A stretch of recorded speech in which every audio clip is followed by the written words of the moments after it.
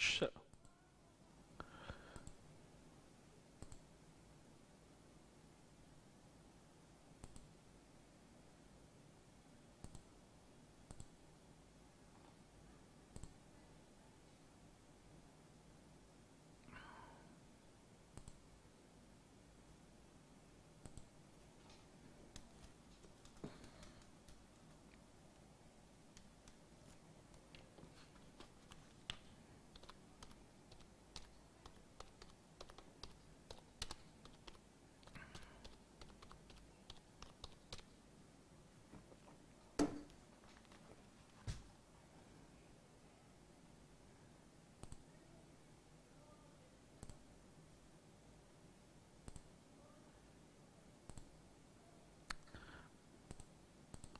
चलो स्टार्ट करते हैं कॉन्सेंट्रेट करना।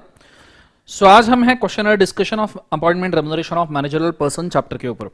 ठीक है, बहुत सारे, सबसे पहले चैप्टर शुरू करने पहले स्टैट्यूटरी वार्निंग। चैप्टर में बहुत सारे सवाल है, बहुत सारे, और बहुत सारे रिपीट सवाल भी है। तो इसमें से हो सकता है कि मैं मैक्सिमम सवाल आपको होमवर्क देने की कोशिश करूं, क्योंकि जहां सवाल रिपीट होगा वहां पे अपन ने समय बर्बाद करके ज्यादा सेंस नहीं है। ठीक है, तो मैं जो सिमिलर सवाल दिखते हैं मैं उसको आपको होमवर्क देने की कोशिश करूंगा, क्योंकि हमको बहुत सारे सवाल कवर करने हैं, वो भी कम से कम समय में जितना हो सकता है इफेक्टिवली। ठीक है, चलो स्टार्ट करते हैं। कॉन्सेंट्रेट करना, अच्छे तरीके से ध्यान देना। सेक्शन 196 के जो सवाल है वो अपॉइंटमेंट क्वालिफिकेशन के साथ ही हमने पढ़ लिए, क्योंकि हमने एग्जीक्यूटिव नॉन एग्जीक्यूटिव डायरेक्टर के डिफरेंस के साथ ही ये सवाल कंप्लीट कर लिए थे। अगर आपको याद होगा तो अपॉइंटमेंट क्वालिफिकेशन चैप्टर में आप 196 और 203 ये दो सेक्शन के सवाल देख सकते हो। तो मैं शुरू करता हूं 197 से, that is regarding manager remuneration. Question number 1, messrs Star Health practice manual का सवाल है। Specialities owns a multi speciality hospital in Chennai. Dr. Hamilton, a practicing heart surgeon, has been appointed by a company as his director, and it wants to pay him a fee on a case-to-case basis for surgery performed on the participant at the hospital. ठीक है, मतलब doctor Hamilton जो थे, pen को क्या हो गया जिंदगी में, माँ शक्ति, माँ why this कोलावरी डी,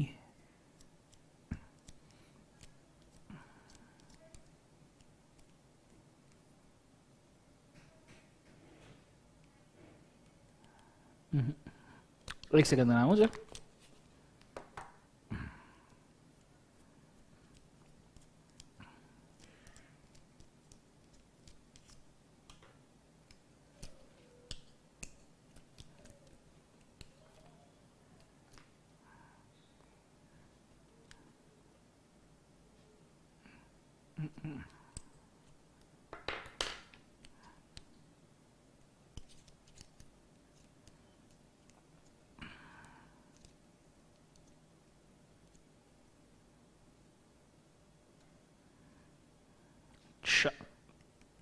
हाँ, तो भैया जो डॉक्टर हैमिल्टन थे बोले, इनको हमने डायरेक्टर करके अपॉइंट किया multi speciality hospital Chennai. Doctor Hamilton, participant sir heart surgeon, has been appointed by company as a director and want to pay him a fee on case-to-case basis for the surgery performed on a patient at the hospital. A question has arisen whether to pay such a fee to him would amount to a payment of managerial remuneration to a director subject to any restriction under the act. This is regarding additional fees to director for services provided. Simple सवाल है, what about additional fees paid to director for services provided? Question 1 का है, तो यहां मैं लिखूंगा question number 1 के लिए additional फीस फॉर सर्विसेज। अगर सर्विसेज के लिए आप डायरेक्टर को एडिशनल फीस पे करना चाहते हो तो क्या वो मैनेजरल रेम्युनरेशन है? क्या वो मैनेजरल रेम्युनरेशन नहीं है? नॉर्मली वो मैनेजरल रेम्युनरेशन रहेगा, normally it is always a managerial remuneration. ठीक है, लेकिन वो मैनेजरल रेम्युनरेशन कुछ केस में नहीं रहेगा अगर डायरेक्टर है educational qualification for the same. जैसे उन्होंने बताया वो हार्ट सर्जन है तो he is qualified and he is working in professional capacity, वो प्रोफेशनल कैपेसिटी में ये कर रहा है। अब इस केस में ऐसे सवालों में प्लीज याद रखना, ऐसा वापस से कोई सवाल आएगा तो ऐसे सवालों में आपका आंसर अजम्पशन बेस्ड रहेगा। मैं यहां पे अज्यूम कर रहा हूं कि हाँ he is having educational qualification and he is working in a professional capacity for specific heart surgery. जो डायरेक्टरशिप के स्कोप के बाहर है। डायरेक्टरशिप का स्कोप क्या है? डायरेक्टरशिप का स्कोप है मैनेजमेंट करना, बिजनेस संभालना, डिसीजन मेकिंग लेना। हार्ट सर्जरी करना माइट बी डायरेक्टर का स्कोप शायद नहीं है। क्लियर है कंसेप्ट? ये मैं अज्यूम कर रहा हूं, आपका अजम्पशन अलग हो सकता है।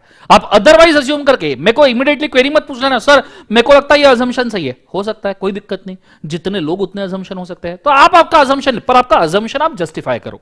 क्लियर है? और उस हिसाब से आंसर लिखो, मेरा सिर्फ इतना कहना है। तो यहां पे मैंने क्या दिया है, in the given case mister Hestar limited intends to pay a fees to a surgery performed by Hamilton, its non-executive director, on case-to-case basis. It meant that services rendered by Hamilton are of professional nature. मैंने assume किया है professional nature है. Such a payment of fees not to be included in the limits of the remuneration under 197. अगर ये nomination remuneration committee से या board से आप रेजोल्यूशन पास कर लो तो कि उसको प्रिक्विजिट क्वालिफिकेशन है, तो यहां पे एक और चीज ऐड करनी पड़ेगी, रेमुनरेशन कमेटी का अप्रूवल, आरसी अप्रूवल और बोर्ड ऑफ डायरेक्टर अप्रूवल। बचे हुए बोर्ड ऑफ डायरेक्टर का अप्रूवल है तो आरसी या बोर्ड।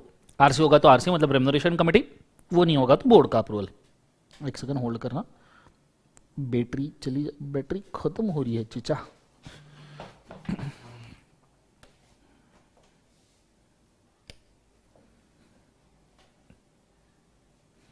चलो गुड, ये हो गया आपका पहला सवाल। जाते हैं क्वेश्चन नंबर 2 पे, आ जाइए।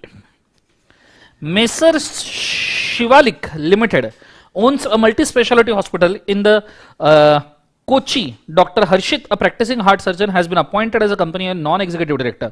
इसको बोले non-executive director बनाया, बोले हर्षित को, and wants to pay a fee in case-to-case basis for surgery. Repeat सवाल, same to same, homework.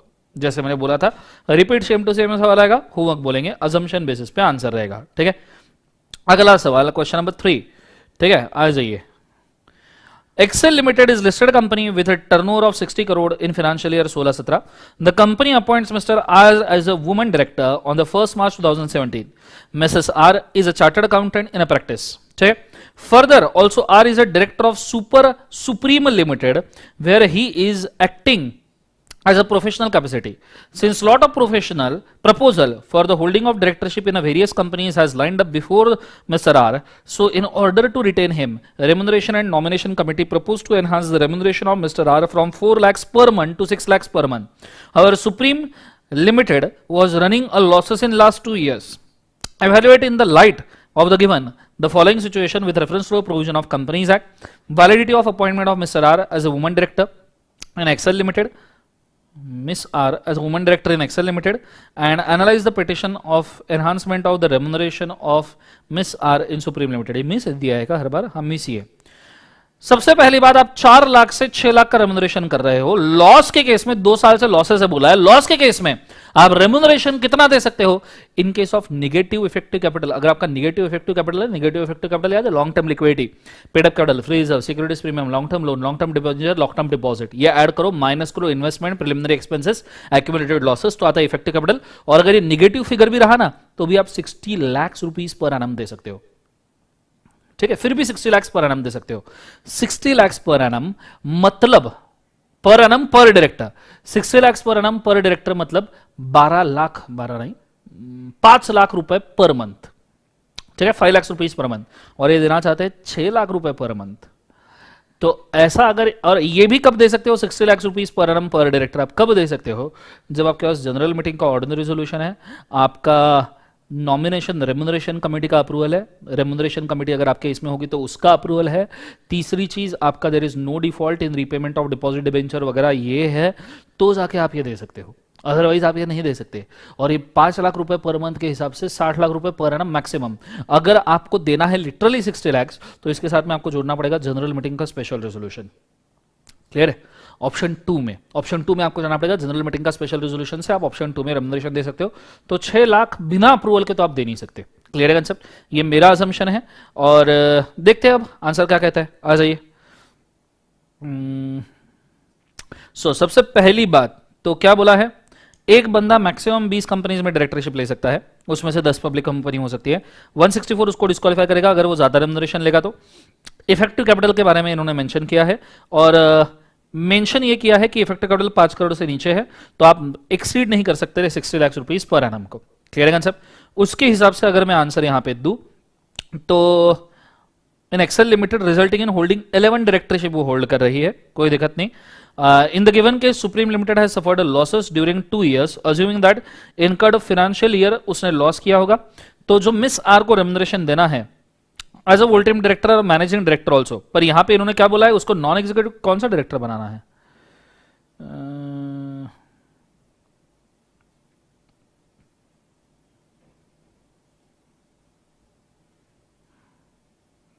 कौन सा डायरेक्टर? मैनेजिंग फुल टाइम, क्योंकि लॉस के केस में रेम्युनरेशन तो हम सिर्फ मैनेजिंग डायरेक्टर को दे रहे हैं, और ये वुमन डायरेक्टर करके उसको अपॉइंट करना चाहते हैं, और दो डिफरेंट कंपनीज की बात की जा रही है। अगर ये मैनेजिंग डायरेक्टर नहीं है, मैनेजिंग डायरेक्टर नहीं है, तो इसको रेम्युनरेशन नहीं दिया जा सकता। ये चीज को आपने बच्चों याद रखना। सो यहाँ पे इफेक्टिव कैपिटल के हिसाब से 60 लाख रुपीज रेम्युनरेशन देना है, इन्होंने 4 लाख टू 6 लाख किया है। तो ऐसे सिचुएशन में हम अज्यूम कर रहे हैं कि ये मैनेजिंग डायरेक्टर एग्जीक्यूटिव डायरेक्टर के नेचर की है, पोजीशन की है, तो हम इसको 5 लाख पर एनम तक के अलाउ कर सकते हैं। तो इस सिचुएशन में and approval for increase in such remuneration from share holder shawl be required in ordinary resolution. तो ये नहीं हो सकता, यहां पे हमको स्पेशल रेजोल्यूशन लगेगा। पर मंथ बोला है ना, यहां ऑर्डिनरी रेजोल्यूशन मत लिखना, यहां लिखना require special resolution. Shareholder का special resolution plus remuneration committee का अप्रूवल भी लिखना, और साथ में no default in repayment of debenture deposit debt, ये भी आपको लिखना जरूरी है। पर अजम्पशन ये है, assume that she is executive director, और उसको एक्सेल लिमिटेड में आप वन वुमन करके अपॉइंट कर सकते हो, उसमें कोई दिक्कत नहीं है। मैक्सिमम नंबर ऑफ 11 डायरेक्टरशिप हुई है, 11 की 11 पब्लिक है क्या? हाँ, ये 11 डायरेक्टरशिप पब्लिक कंपनीज की है, तो पब्लिक कंपनी में अब वो अपॉइंट नहीं हो सकती, यही कॉन्ट्रावेंशन है। तो आपको 165 का भी कॉन्ट्रावेंशन का पेनल्टी लिखना पड़ेगा। मतलब देखो क्या क्या है एक्चुअली क्वेश्चन में, तो 165 का कॉन्ट्रावेंशन किया है, ठीक है। 10 पब्लिक कंपनीज में ऑलरेडी थी, 11वें पब्लिक कंपनी में वो बनना चाहती है, तो ऐसे सिचुएशन में 165 का कॉन्ट्रावेंशन है, साथ में 164 का भी कॉन्ट्रावेंशन है, आप 164 को भी फॉलो नहीं कर रहे हो। साथ में मैक्सिमम रेम्युनरेशन जो उसको अलाउड है 5 लाख रुपीज पर मंथ, अगर उसको इससे ज्यादा लेना है एक्सेस के लिए आपको अप्रूवल लिखने पड़ेंगे, जनरल मीटिंग का स्पेशल रेजोल्यूशन, रेम्युनरेशन कमेटी का अप्रूवल, ये चीजें आपको मेंशन करनी पड़ेगी, और नो डिफॉल्ट वाला कंडीशन आपको मेंशन करना पड़ेगा, और इफेक्टिव कैपिटल कैलकुलेट करना पड़ेगा, जो इन्होंने नहीं दिया है तो नहीं कैलकुलेट किया तो भी चल जाएगा। एक बार आंसर पढ़ लीजिए फिर आगे बढ़ता हूं।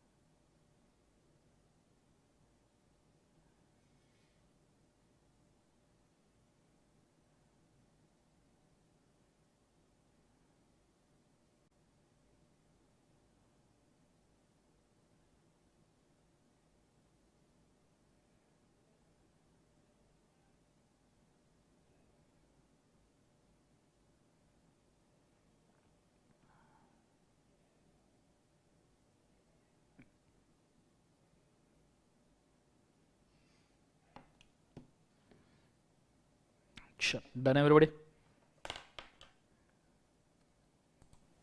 गया सबका। Advice super specialty is limited in respect of payment of commission of 4% of net profit per annum to ordinary directors of the company। 4% पर annum आप नॉन एग्जीक्यूटिव को नहीं दे सकते, आपको नॉन एग्जीक्यूटिव को मैक्सिमम अलाउड है 1% या 3%, उसके ऊपर देना है तो जनरल मीटिंग का स्पेशल रेजोल्यूशन आपको पास करने की जरूरत है। ठीक है, तो यहाँ पे सेम चीज मेंशन की होगी कि भैया ऑर्डिनरी डायरेक्टर को आप कितना रेम्यूनरेशन दे सकते हो। ठीक है, ऑर्डिनरी डायरेक्टर्स यहाँ पे मतलब है ऑर्डिनरी डायरेक्टर का, not a full time director, not a managing director, तो बात खत्म हो गई। Regulation of remuneration in ordinary course of business, remuneration payable to director 1% of net profit, 3% of net profit, वो भी सबको मिला के है। However, remuneration exceeding the aforesaid limit can be paid. The approval of the company by general meeting is to be obtained by passing a special resolution, आपको पास करना पड़ेगा। Where company is defaulted in the payment of the dues, any bank, public financial institution, तो आपको उनका भी approval लेना पड़ेगा before obtain a company, before obtaining the approval of general meeting. इनका अप्रूवल जनरल मीटिंग के अप्रूवल के पहले लेना पड़ेगा और उस हिसाब से the payment of 4% of net profit as a remuneration by special resolution allowed है। और यहां बोला है further super specialities has defaulted in payment of dues to a bank और पब्लिक फाइनेंशियल इंस्टीट्यूशन, तो आपको उनका भी अप्रूवल लेना जरूरी है। जाता है क्वेश्चन नंबर 5 पे। State the legal position given in a situation of mister Financer is a CEO of public company. State whether the limits on a managerial remuneration under 197 and Schedule 5 apply to the Mr. Financer. Legal position given to a situation Mr. Financer is a CEO of public company. क्या CEO को ये provisions लगती है? Financer is a CEO of public company. As per related provision, managerial remuneration are not applicable to key managerial persons such as CEO, CFO, CS. तो इनको managerial remuneration के provision applicable नहीं होंगे। छोटा सा सवाल था। Question number 6. Examine whether the payment of following remuneration to non-executive director who are neither full-time director nor in the employment of company is in accordance with the provision of the Companies Act. Sitting fees payable to director increase from 30,000 to 60,000 per meeting. Allowed है, maximum 1 lakh तक के allowed है, rupees 1 lakh per director per meeting, per director पर meeting, पर board meeting और remuneration committee meeting, हर एक के लिए आप 1 लाख तक के दे सकते हो और आर्टिकल से इतना सेटिंग फीस बढ़ाया तो भी चल जाएगा, कोई दिक्कत नहीं। इसका भी आंसर एक बार देख लो। सो पर मीटिंग आपने सेटिंग फीस बढ़ाई, is valid in law, require resolution of the board, साथ में amendment of article of association के लिए। अगर आपने एओए में लिखा है तो इफ लिखूंगा मैं, इफ अमेंडमेंट ऑफ एओए, तो जनरल मीटिंग का स्पेशल रेजोल्यूशन भी लग सकता है। क्लियर है? अगर आप एओए में लिख रहे हो तो क्लियर है, क्योंकि एओए लिखने के लिए जनरल मीटिंग का special resolution section 14 amendment of AOA के हिसाब से लगता है, जो सीए इंटर में हुआ था। Question number 7. The board of director of listed company have decided to fix a payment of setting fees for each meeting of director for maximum up to 30,000। Board of director ने setting fees decide की 30,000। View of increase responsibilities of women director, the company proposed to increase the sitting fees to 45,000 per meeting. State whether company can accept such a proposal. Increase of sitting fees of women director keeping in the view. Yes, surely yes. Repeat सवाल है, homework करके ले लेना। Question number 7, ठीक है, same ही सवाल है जो हमने पिछला देखा उसके जैसा। रेडी? नेक्स्ट, पूरा तमाशा दिया है। And setting fees can also be paid in the case of loss, उसका सजेशन भी दिया है। Question number 8. A listed company has fixed payment of the setting fees for meeting is 75,000. Increase independent director के लिए propose to increase setting fees up to 1 lakh. कर सकते हैं क्या? बिल्कुल कर सकते हैं, कोई दिक्कत नहीं। जनरल मीटिंग का स्पेशल रेजोल्यूशन पास करके एओए में लिखो या बोर्ड रेजोल्यूशन पास करके वैसे ही बढ़ा दो, लॉस के केस में भी दिया जा सकता है। सेम सवाल, same answer, digits change, homework, ठीक है। Question number 9. The article of association of listed company has been fixed payment of sitting fees to a director subject to 30,000 and 45,000. Same सवाल, repeat homework। ये सवाल मैंने ऐसा लगता है मेरे को कम करनी चाहिए मेरी जिंदगी में। आगे question number 10. The board of director have a paid up share capital, कुछ अलग है, 6 crores, free reserves 3 crores, effective capital calculation है, यही कैलकुलेट करना शुरू कर दूं। सो पेड अप कैपिटल है 6 करोड़, फ्री रिजर्व है 3 करोड़, ठीक है। Increase 3 crore, propose to increase the sitting fees which is present 5,000। They seek your advice maximum amount which can be paid by way of sitting fees to increase the amount seeking the approval of the members. Explain the relevant provision of companies act. Paid up capital free reserve, मेरे को लगा ये effective capital का दे रहे हैं, बाद में loss में क्वेश्चन पूछेंगे, नालायकों ने सिटिंग फीस पूछी है।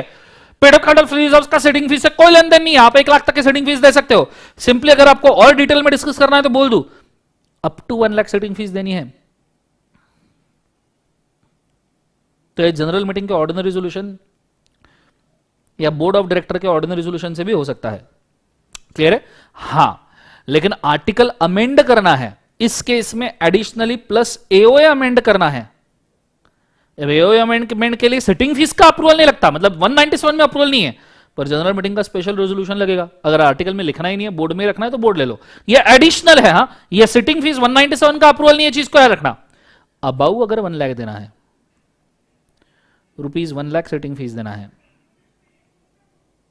ठीक है, सिटिंग फीस अबाउ 1 लाख, तो जनरल मीटिंग का स्पेशल रेजोल्यूशन तो लगेगा, क्या लगेगा, बोर्ड का ऑर्डिनरी अज्यूम्ड है। क्लियर है कंसेप्ट? ये आपने यहां पे मेंशन करना है, साथ में ये भी लिख देना, paid up capital free reserves are irrelevant for the purpose of sitting fees, बात खत्म। ये चीज को याद रखना। अच्छा, वही सेम सिचुएशन बोला है, ठीक है। हाँ, यहां पे ये मेंशन किया मैंने, without seeking approval of members, मतलब बात सीधी है, अप्रूवल ऑफ मेंबर्स नहीं लगता।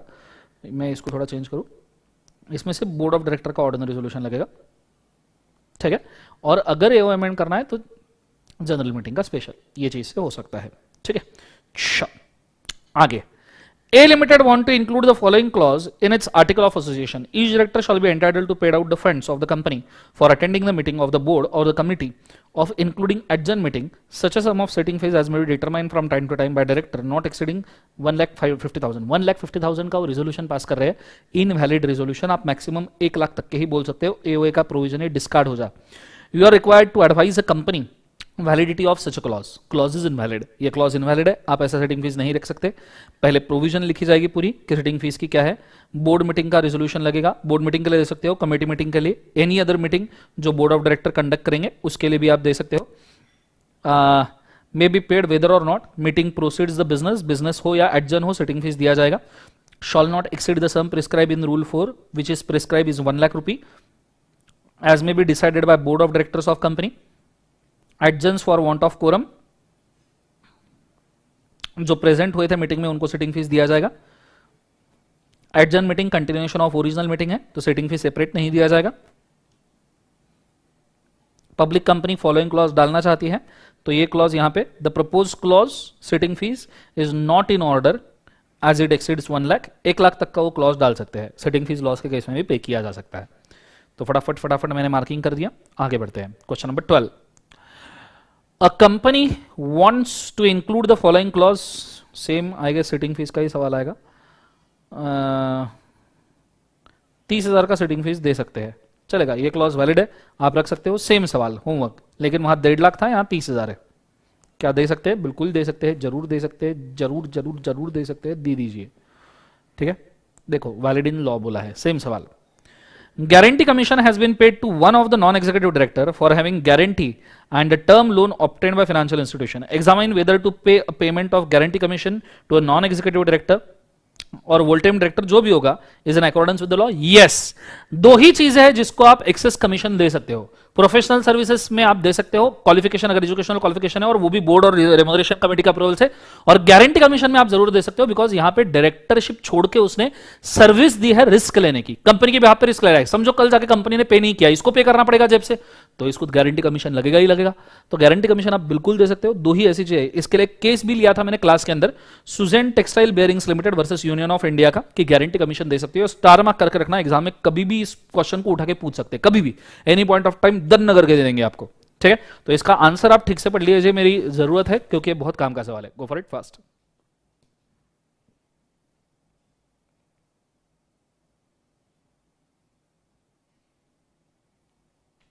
Hello hello hello.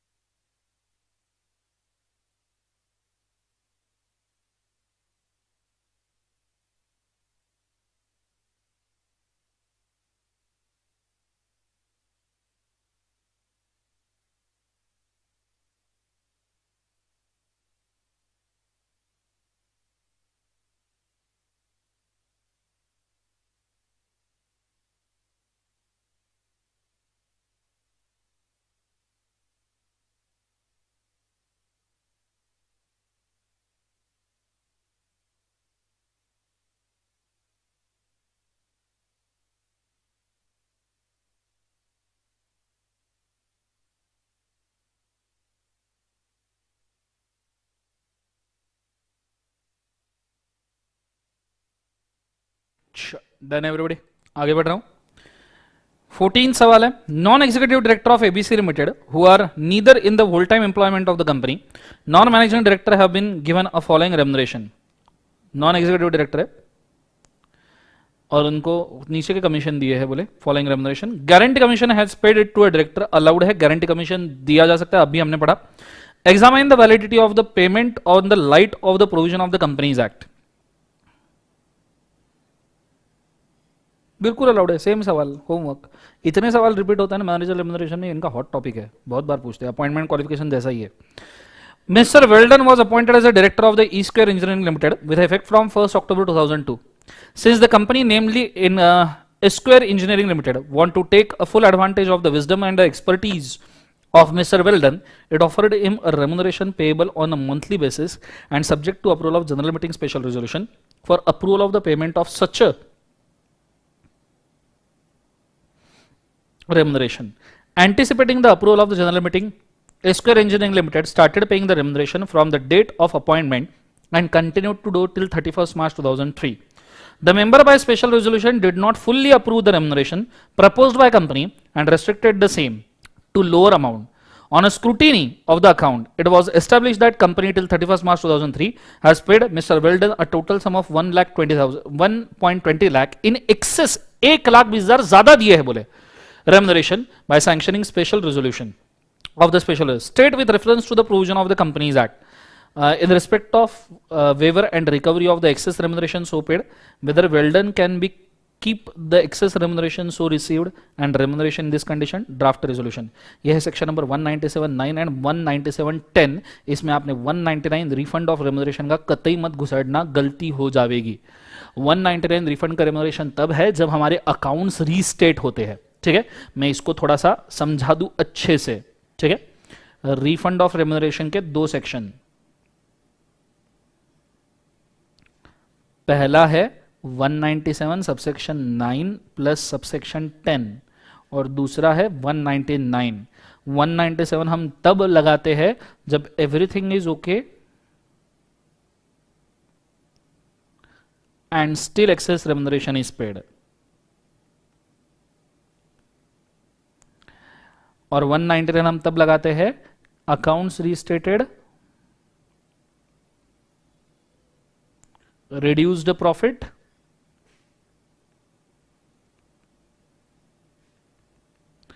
Then refund. ये डिफरेंस को याद रखना, काफी अच्छा सवाल है। आधे बच्चे 199 लिख के आ जाएंगे, 199 नहीं, अकाउंट्स रीस्टेटमेंट का नहीं है, रेजोल्यूशन डिले हो गया उस वजह से रिफंड का वाला है। तो क्या रिफंड कर सकता है? हाँ, रिफंड करना ही पड़ेगा। Draft resolution for waiver of recovery of the excess remuneration, क्या एक्सेस रेम्यूनरेशन जो रिकवर करना है वो वेव ऑफ कर सकते हैं? तो ये चीज को अब हमें यहां पे ध्यान देना पड़ेगा। जरा आंसर पढ़ता हूं मैं, होल्ड।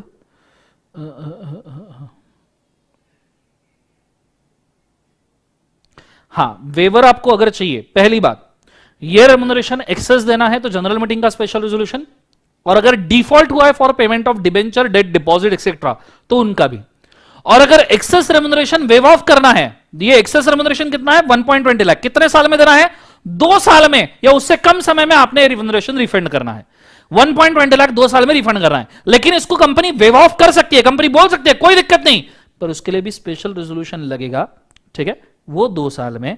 साथ में अगर डिफॉल्ट है payment of bank, public financial institution, कोई भी नॉन कन्वर्टेबल डिवेंचर, कोई भी लोन वगैरह, तो उनका भी अप्रूवल लगेगा। मतलब वेवर के लिए भी 2 अप्रूवल लग रहे हैं।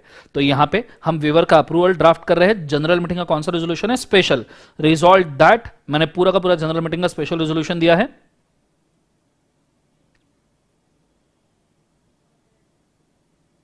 बी एन एक्सेस रेम्यूनरेशन, और वहां पे मैंने बाकायदा दिया है नंबर और डेटेड। रिजॉल्व दैट, सेक्रेटरी को पावर दिए हैं इसको वेव ऑफ करने के। क्लियर है कंसेप्ट? ये चीज को आपने याद रखना। क्वेश्चन 16, इंटरनेशनल टेक, अच्छा चाहिए तो एक बार वो सवाल पढ़ लो, सवाल अच्छा था, मैं 1 मिनट देता हूं, पढ़ लो फटाफट।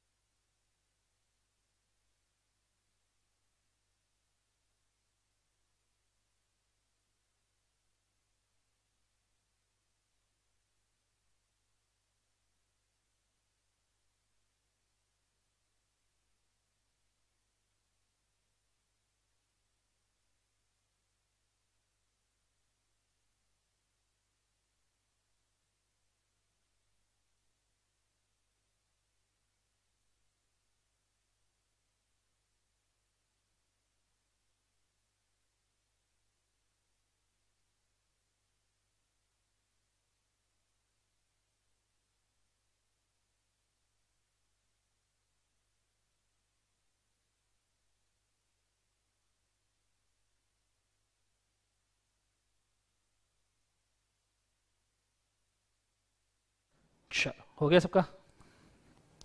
अब अगले सवाल के ऊपर जा रहा हूं, क्वेश्चन नंबर 16।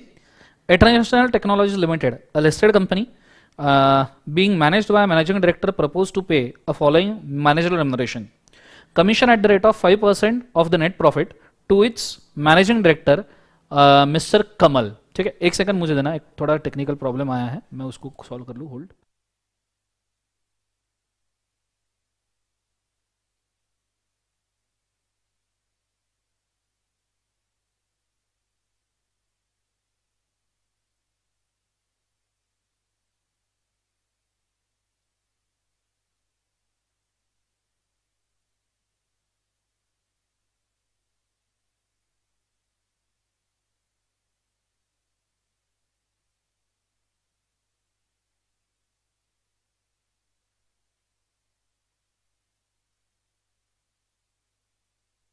सो सॉरी, थोड़ा सा प्रॉब्लम चल रहा था इस वजह से, very sorry. Let's go. So commission at the rate of 5% of net profits to its managing director. 5% net profit का मैनेजिंग डायरेक्टर को कमीशन देने वाले हैं। The director other than the managing director are propose to be paid monthly remuneration of 50,000 and also commission at the rate of the percent of the net profit of the company, subject to condition that overall remuneration payable to ordinary director including monthly remuneration payable to each of them shall not exceed 2% of the net profit of the company। Clear है concept? तो देखो simple सी बात बोली है, 5% of net profit managing director को देना है, चलेगा, बिल्कुल चलेगा, कोई दिक्कत नहीं है। Manage propose a monthly remuneration of 15,000 plus also at the rate director other than a managing director, managing director छोड़ के सबको 50,000 per month and 2% overall remuneration पे ordinary director including monthly remuneration payable to each of them shall not exceed 2%। 2% maximum monthly remuneration include कर देना है, ये भी चलेगा, कोई दिक्कत नहीं।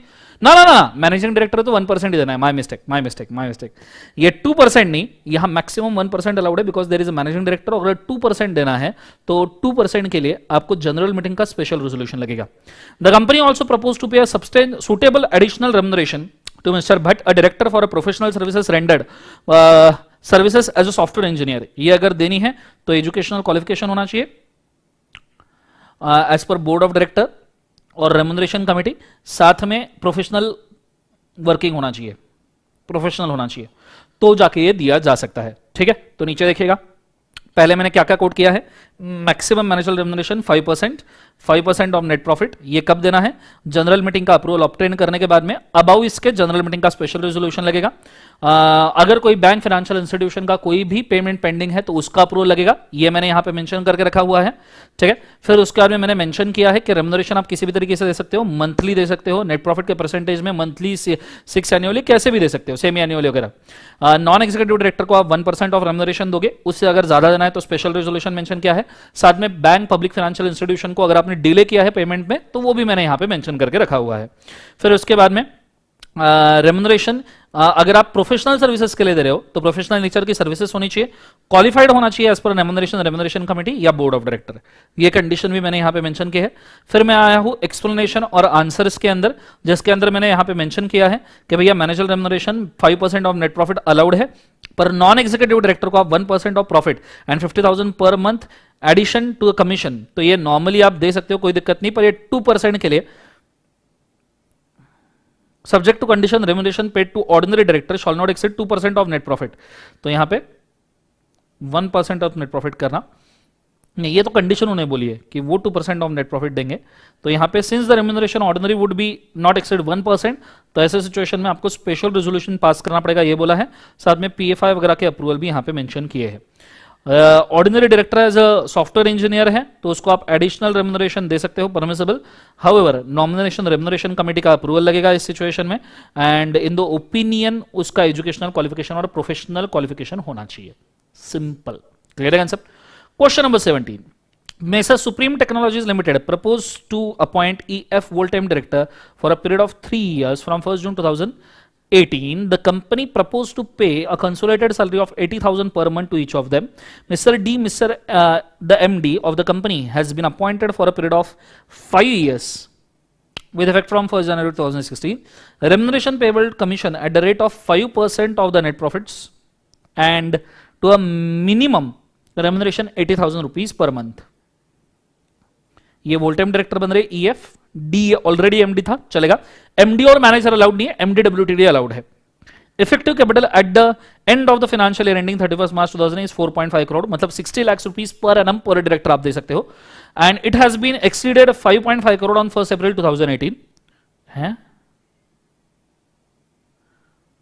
1 अप्रैल को इंक्रीज किया है ना, बट 31 मार्च 2018 को तो 4.5 करोड़ ही है, तो 60 लाख ही दे सकते हैं। Company fail to pay the dues of the bank on 1 January, तो उनका भी अप्रूवल लेना जरूरी है। अब ऐसे सिचुएशन में क्या करना चाहिए, इफेक्टिव कैपिटल लास्ट डे पे आपने कैलकुलेट करना चाहिए, जो है आपका 4.5 करोड़, ठीक है। लॉस चल ही रहा है बोले, अब हम अज्यूम कर रहे हैं नहीं भी बोला तो भी लॉस चल रहा है करके। शेड्यूल 5 के क्वालिफिकेशन मैंने यहां पे मेंशन किए हैं, ठीक है। या आपने अगर स्क्रैप भी कर दिए तो भी कोई दिक्कत नहीं, नहीं लिखा तो भी कोई दिक्कत नहीं, बिकॉज एज सच उसके ऊपर कोई सवाल नहीं है। फिर बोला गया है मैक्सिमम 60 लाख पर डायरेक्टर पर एनम का रेम्युनरेशन देना है, यहां पे 80,000 पर मंथ का दिया जा रहा है, ठीक है। 5 करोड़ का रेम्युनरेशन है, 60 लाख पर ईयर आपको 60 लाख पर एनम पर डायरेक्टर देना जरूरी है, 80,000 आपको देना है। The payment of remuneration is approved by resolution passed by board, resolution board ने पास करना चाहिए, उसको लेना चाहिए, और रेम्युनरेशन कमेटी का 178 में अप्रूवल लगेगा। सेक्शन 2 पार्ट 2 ऑफ शेड्यूल 5 ये कहता है नॉर्मली कि नॉन कन्वर्टेबल डिबेंचर डिपॉजिट्स वगैरह पेंडिंग है, तो ऐसे सिचुएशन में हम उसके लिए अप्रूवल लेंगे डिबेंचर होल्डर, डिपॉजिट होल्डर्स वगैरह का। फिर उसके बाद में स्पेशल रेजोल्यूशन आपको लगेगा for a period not exceeding year तक के वैलिड रहेगा, आप दे सकते हो चाहिए तो रेम्युनरेशन। ई और एफ के बारे में वोल टाइम डायरेक्टर है 80,000 पर मंथ दे सकते हो, क्योंकि मैक्सिमम आप तीनों डायरेक्टर मिला के 10% पर एनम दे सकते हो ऑफ नेट प्रॉफिट, ठीक है, अगर प्रॉफिट है तो, और प्रॉफिट नहीं है तो 60 लाख पर डायरेक्टर पाना, मतलब तो तीनों का मिला के 60 लाख 60 लाख 60 लाख, मतलब 1 करोड़ 80 लाख का रेम्युनरेशन आप दे सकते हो एनम के हिसाब से। और 2018 में तो उन्होंने रेम्युनरेशन बढ़ा भी लिया, तो आप 2018-19 फाइनेंशियल ईयर के लिए तो उनको 120 लाख तक का रेम्युनरेशन दे सकते हो हर एक को। तो ये चीज यहां पे बोली गई है। मैं चाहूंगा इसका एक बार आंसर पढ़िए, क्योंकि बहुत सारी चीजें स्कैटर्ड है, ये आपको काम में आएगा। Go for it fast.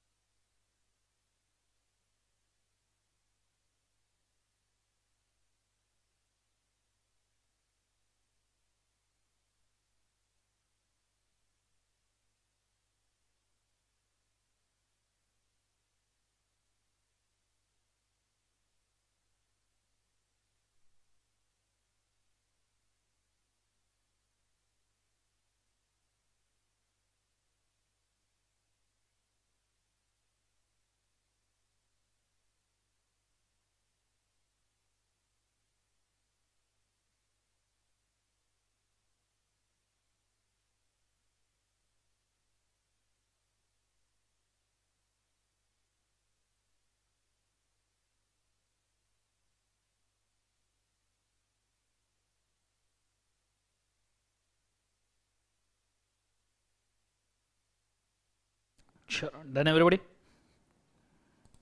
Let's go next. 18th question. निमुंज pharma limited effective capital 4 crore, सीधा बोल दिया है। Raised by ₹2 crore by way of issue of right shares May 12, चलो कोई दिक्कत नहीं। ड्यूरिंग करंट फाइनेंशियल ईयर 12-13, ठीक है। Company manage mister Chandrashekhar, the managing director, he is getting a minimum remuneration of 80,000 per month. The company propose to appoint 2 whole time directors, same ही सवाल है, पिछला वाला जैसा वैसा ही सवाल है। Salary of 60,000 per month to each of them. What is the effective capital for the purpose of determining minimum remuneration payable to the proposed full-time director? State the requirements complied. 80,000 के लिए कोई दिक्कत नहीं है, बिकॉज 12 महीने का 80,000 भी ले लो तो भी हार्डली 9,80,000 9,60,000 होता है, 9,60,000, तो बिल्कुल दे सकते हो। इसके लिए मिनिमम इफेक्टिव कैपिटल की जरूरत नहीं है। क्वेश्चन को आपने थोड़ा सा होमवर्क में ले लेना, ठीक है, सेम सवाल है नियरली। फिर अगले वाले सवाल के ऊपर जाते हैं, आ जाइए। 19, Venus limited is widely held listed company having two executive director who are technocrats, two executive director technocrat.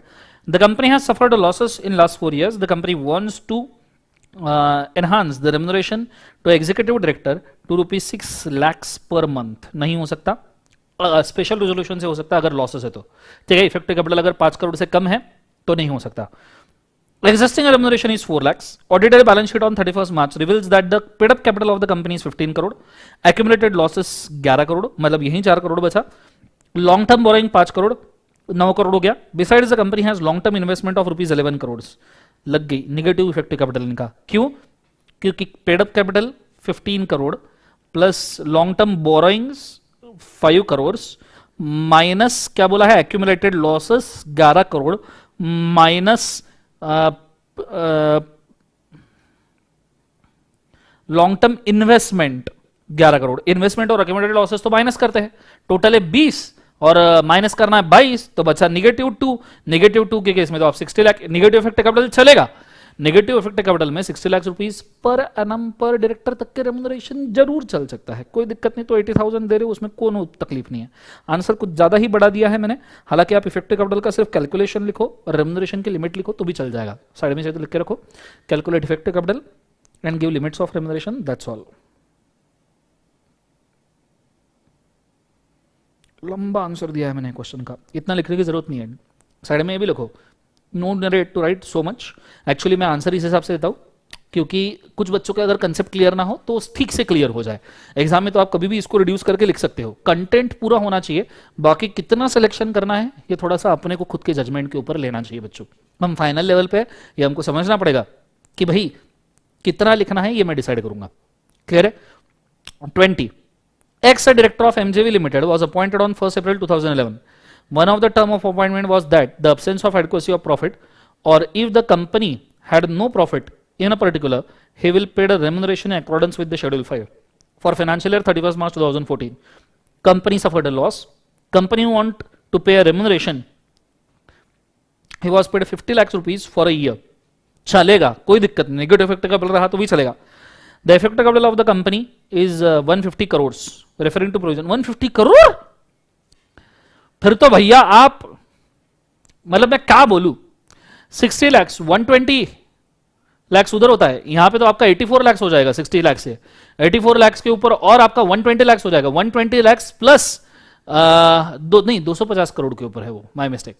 तो आप यहां पे तो 5 करोड़ टू 100 करोड़ वाली 84 और उसके बाद वाली जो लिमिट आती है 120 lakhs, उतना इफेक्टिव कैपिटल पे कर सकते हो। मतलब 1.2 करोड़ उसका आप रेम्युनरेशन दे सकते हो इस सिचुएशन में। अगर हम शेड्यूल देखें उसके हिसाब से तो आ जाइए, शेड्यूल मैंने निकाला होगा तो जरूर होगा, शेड्यूल तो मैंने नहीं निकाला है, हालांकि यहाँ देख ले सकते हैं आप।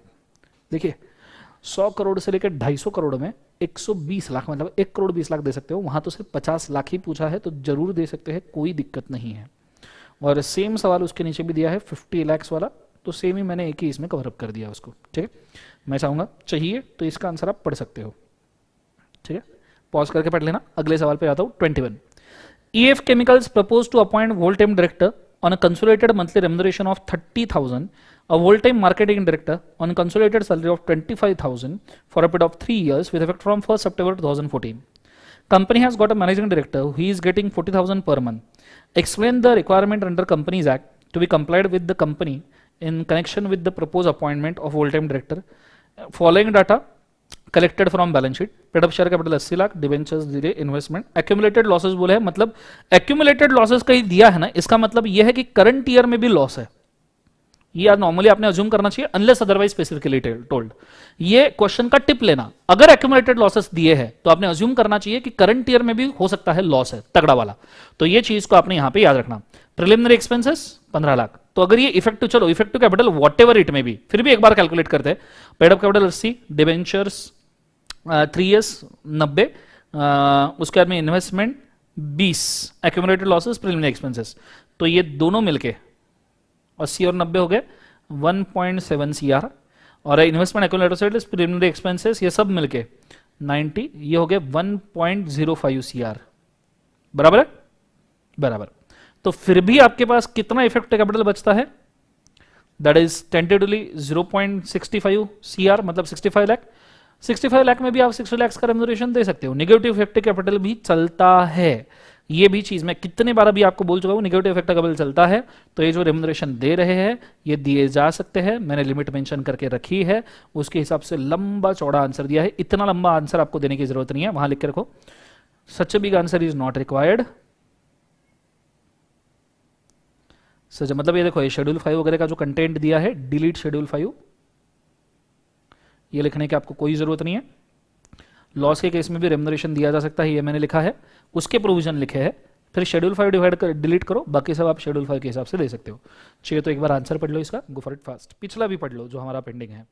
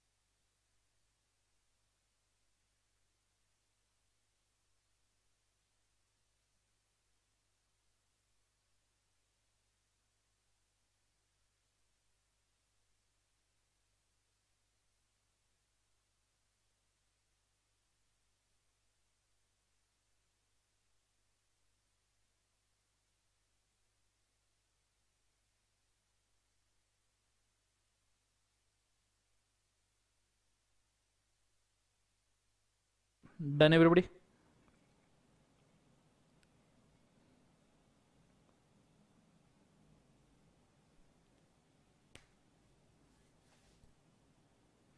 ओके, अगले सवाल के ऊपर जाते हैं, क्वेश्चन नंबर 22 के ऊपर।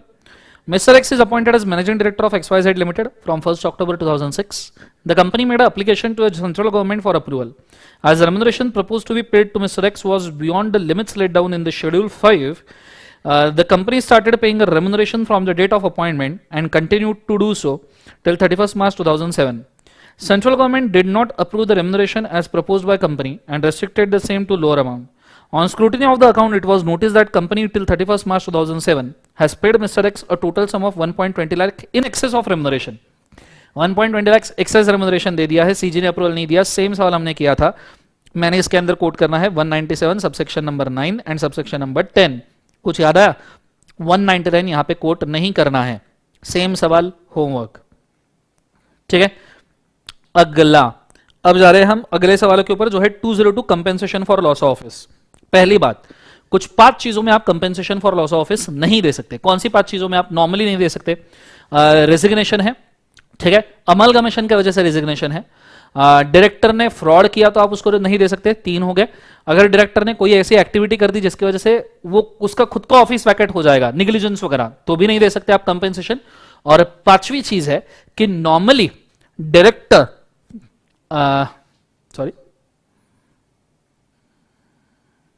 इंसिगेटेड एनी एक्टिविटी हो गया, फ्रॉड हो गया, रेजिग्नेशन हो गया, नॉर्मल रेजिग्नेशन हो गया, और कौन सी चीज है, एक सेकंड होल्ड, 5वीं चीज भी है ना, हाँ, वैकेशन ऑफिस अंडर 167, राइट। तो देखो कौन कौन से केस में नहीं दे सकते, वो यहां पे मैंने मेंशन करके रखा है। अब जाते हैं, और बचे हुए केस में आप कंपेंसेशन दे सकते हो कितना? Average yearly remuneration multiplied by residual period. Mr. Finn, a managing director of Ray Fabrics Limited, from past 4 years, lost his office. As per provision of Companies Act 2013, explain following. Said the compensation to be paid Mr. Finn in relation to loss of office. said the cases where no compensation is paid to managing director in situation of loss of office. Company can pay compensation for loss of office or consideration for retirement only to executive director, such as managing director, full-time director, manager. However, company cannot pay compensation to non-executive director. In section, the company can pay compensation to NED under section 191. ये भी मैंने आपको already बोला है. 5 चीजें जिसमें आप compensation नहीं देंगे. पहला है रेजिग्नेशन बिकॉज ऑफ अमलगमेशन और रिकंस्ट्रक्शन. दूसरा है resigns voluntarily, liable to vacate the office under 167, does negligence वाले ट्रांजैक्शन जिसकी वजह से वाइंडिंग अप हो गया, फ्रॉड या ग्रॉस निग्लिजेंस किया है कंपनी के साथ, किसी के साथ, या ऐसा कोई भी एक्ट या सपोर्ट किया जिस वजह से उसका ऑफिस टर्मिनेट हो जाएगा, तो हम उसको कंपेंसेशन नहीं देंगे. अगर कंपेंसेशन देना है तो period of compensation multiplied by average residual period, remaining period ये 3 इयर्स और whichever is low period lower whichever is less, 3 years और whichever is period remaining whichever is less. Period of compensation भी आपका 3 years और period worked whichever is less है आएगा. Clear है concept. अब यहां पे इन्होंने क्या बोला है सवाल में, थोड़ा सा सवाल पे आ जाओ वापस.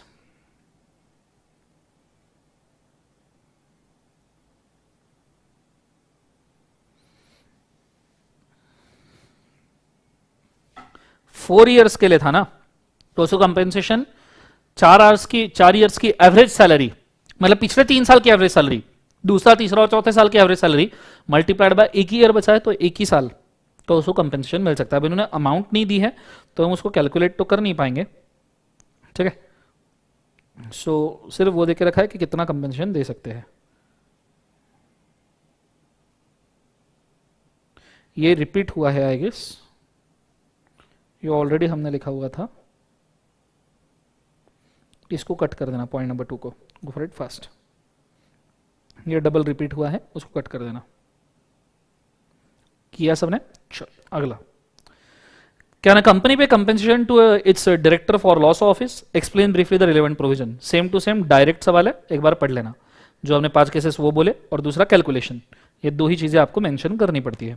ठीक है, यहां पे भी रिपीट किया क्या मैंने जिंदगी में? नहीं. Question number 25.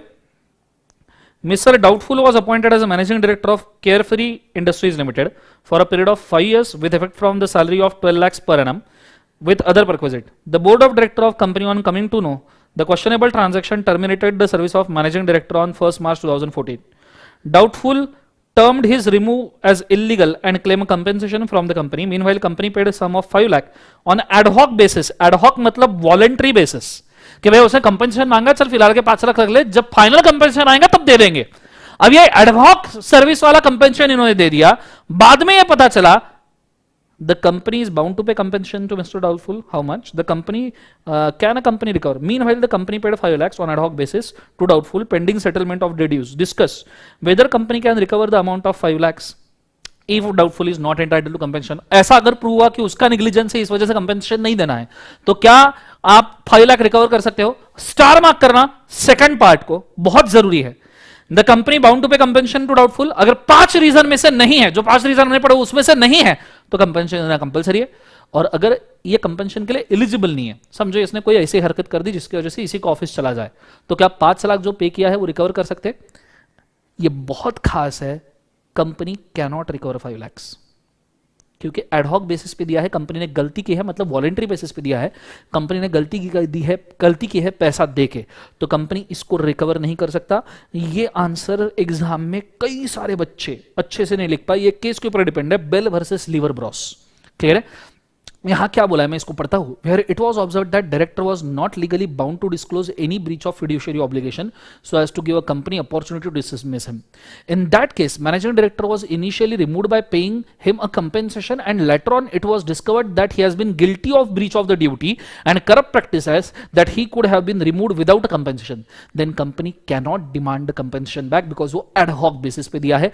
केस कतई इंपॉर्टेंट है, जहर इंपॉर्टेंट है. स्टार मार्क करके रखना और इसको एक बार ठीक से पढ़िए. गो for it fast.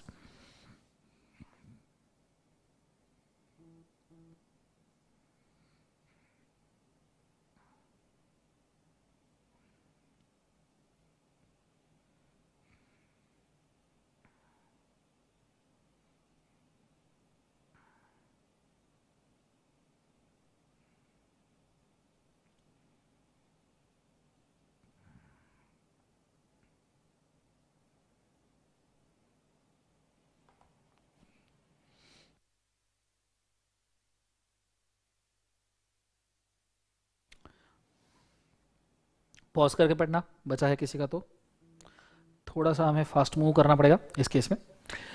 A managing director, question 26. Managing director was removed during a tenure of the office. Certain compensation was paid to him. It was later found that during his tenure, the director is guilty of corrupt practices and the company felt that no compensation should have been paid to him.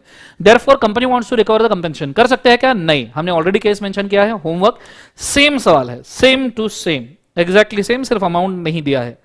अगला वाला सवाल, ठीक है, अब इसके ऊपर ही आपको 2-4 सवाल हो सकता है मिल जाएंगे, हो सकता है, आप exactly नहीं पता। Let's see next one.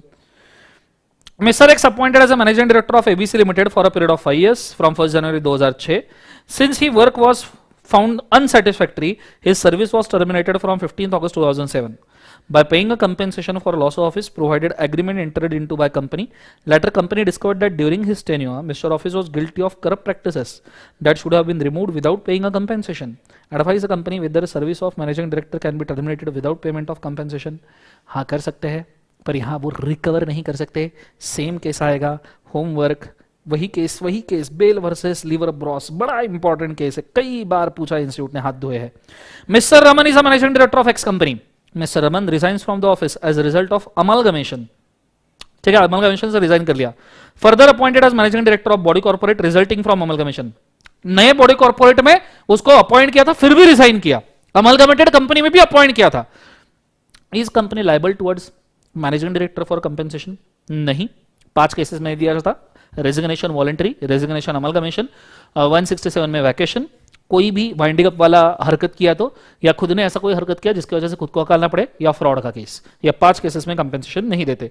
Direct सवाल है, डायरेक्ट आंसर आपने लिखना है, क्लियर है। अगला वाला, Mr. Gopi, Managing Director of LG Limited, the company wants to vacate the post of Managing Director on 31st March 2018. Lakshmikant in the place of Gopi due to hands of experience and better track record. Tenure of Mr. Gopi is up to 30th June 2022. खतरनाक case है। 31 मार्च को हकाल रहे, 2018, 18, 19, 19, 20, 20, 21, 21, 22, 18, 19, 19, 20, 20, 21, 3 साल, और 21, 22 के 3 महीने, 3 साल 3 महीने, ठीक है। आगे कंपनी का रेम्युनरेशन का चार्ट दिया है, पिछले 3 साल का हमारे काम में है, ठीक है। पिछले 3 साल का, कितने साल के लिए अपॉइंट किया था, जितने भी साल, 3 साल का हमारे लिए काम में है, पर पिछले 3 साल में नहीं। अब यहां पे एक क्वेश्चन है, पूरे 3 साल का लूं या 1.5 साल का लूं, क्योंकि डायरेक्टर तो सिर्फ 3.5 साल का कंपेंसेशन निकालना है। 3.5 साल कौन कौन से साल का कंपेंसेशन निकालना है, तो 18-19 का कंपेंसेशन, 19-20 का, 20-21 का, और अच्छा 21-22 भी है, 4 साल, और 22 के 3 महीने, मतलब 4.5 साल का कंपेंसेशन निकालना है। पर 4.5 साल का कंपेंसेशन निकालना है तो हम उसको 3 महीने का ही कंपेंसेशन देंगे। अगर अब यहां पे लेना है कि भैया 3 ईयर का कंपेंसेशन ले एवरेज, या सिर्फ 6 मंथ्स का ले, मतलब 3 साल का एवरेज कंपेंसेशन ले या 17-18 का सिर्फ 6 मंथ्स का ले, ये सबसे बड़ा तकलीफ है। अजम्पशन बेसिस पे आप आंसर दे सकते हो, ठीक है, अजम्पशन बेसिस पे। कंपनी प्राइवेट है क्या, नहीं, कंपनी भी पब्लिक है, मैक्सिमम तो 5 साल के लिए आप अपॉइंट कर सकते हो वैसे तो अब यहां अज्यूम कर सकते हो कि भैया अपॉइंटमेंट पिछले 5 साल का उन्होंने दिया है, अपॉइंटमेंट हम अगर माने तो हम 3 साल का एवरेज ले सकते हैं, नहीं तो 6 महीने का। यहां पे अज्यूम करना कि his appointment was made in 2017-18 for 5 years, तो इस केस में 6 महीने का एवरेज ले सकते हो, नहीं तो 3 साल का। अब यहां आंसर में मैंने क्या किया है, 3 साल का ही एवरेज लिया है, 40 लाख, 45 लाख, 50 लाख, तो 45 लाख एवरेज आया, मल्टीप्लाइड बाय उसके 3 साल विच एवर इज लोअर, सो 4.5 साल या 3 साल विच एवर इज लोअर, तो हमने 3 साल लिया, सो 45 लाख मल्टीप्लाइड बाय 3 साल, 1 करोड़ 35 लाख उसको दिया, ये मानते हुए कि उसको 10 साल के लिए अपॉइंट किया है। कितने साल के लिए अपॉइंट किया, 10 साल। तो यहां पे मैंने अजम्पशन लिया, देखो सिंपल अजम्पशन है, अज्यूम अपॉइंटमेंट फॉर 10 ईयर्स या अपॉइंटमेंट फॉर 5 ईयर्स। अगर 10 ईयर्स का आप अपॉइंटमेंट सोच रहे हो तो 3 साल का एवरेज रेम्युनरेशन लेना, और आप 5 ईयर्स का सोच रहे हो तो 4.5 साल तो अभी भी बाकी है, इसके 4.5 साल पहले रिमूव कर दिया, मतलब हुए कितने मंथ्स है, 6 मंथ्स ही हुए हैं, 6 मंथ्स मतलब इसका ही एवरेज लेना पड़ेगा, सो 6 मंथ्स एवरेज रेम्युनरेशन। 6 मंथ्स के हिसाब से 1 ईयर का निकालना पड़ेगा कि कितना आता है करके। क्लियर है कंसेप्ट? ये चीज को आपने अच्छे तरीके से याद रखना। अगला है 203। ये 203 हमने ऑलरेडी कवर किया है चैप्टर नंबर 1 के साथ में। सेक्रेटरियल ऑडिट का सवाल है, question number 30। Explain provision of companies act, examine whether following companies are required to get secretarial audit. Company limited, company listed on Bombay stock exchange, paid up share capital of 50 crore, listed है तो लगेगा ही लगेगा। DLF company, company which has been paid up equity share capital of 100 crore but has a turnover 100 crore during a financial year 14-15। ठीक है, और बस इतना ही पूछा है, तो भैया ये तो लग ही जाता है। सेक्रेटरियल ऑडिट, हर कंपनी जिसका पेड अप कैपिटल 100 करोड़ है, पब्लिक कंपनी जिसका टर्नओवर 250 करोड़ है। अभी इसके अंदर एक अमेंडमेंट भी आया है जिसके अंदर लिखा है कि बोरोइंग, डेट, डिबेंचर्स, डिपॉजिट, अगर ये आपका 100 करोड़ से ज़्यादा है, आई गेस 100 करोड़ ज़्यादा है, अमेंडमेंट एक बार इसका चेक करना। हाँ, अभी आया है नवंबर 20 के लिए, मैंने इसको डिस्बर्स भी किया है। 100 करोड़ से ज़्यादा है तो भी आपको ये अप्लीकेबल हो जाएगा। ठीक है, इसको एक बार सिर्फ चेक करना। यहाँ तो paid up share capital 100 crore है तो लग ही जाएगा। ठीक है, टर्नओवर भी 250 करोड़ का क्राइटेरिया अप्लीकेबल नहीं होगा। आगे 31, Messrs Asian limited, a public company, has a paid up share capital of 55 crore. Answer following, whether it is obligatory for a company to get a secretarial audit conducted. 55 crore है ना, obligatory है। Will it make a difference, paid up capital 35 crore. हाँ, 35 करोड़ होगा तो इसको applicable नहीं होगा।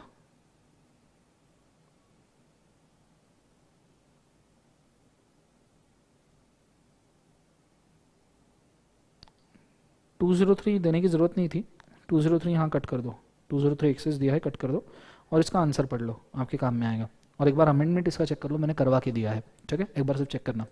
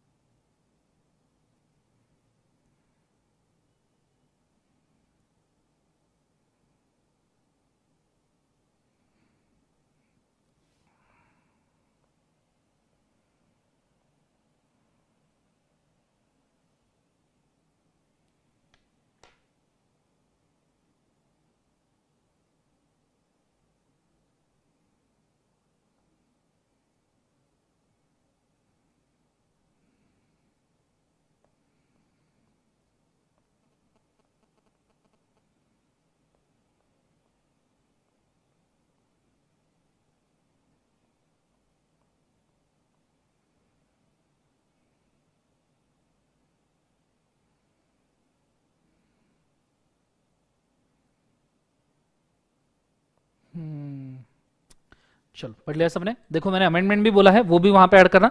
Every company having outstanding loan borrowing from the bank और पब्लिक फाइनेंशियल इंस्टीट्यूशन, जो 100 करोड़ के ऊपर है उनको भी अप्लीकेबल है। ये अमेंडमेंट हुआ था, अमेंडमेंट रूल्स 2014 के हिसाब से।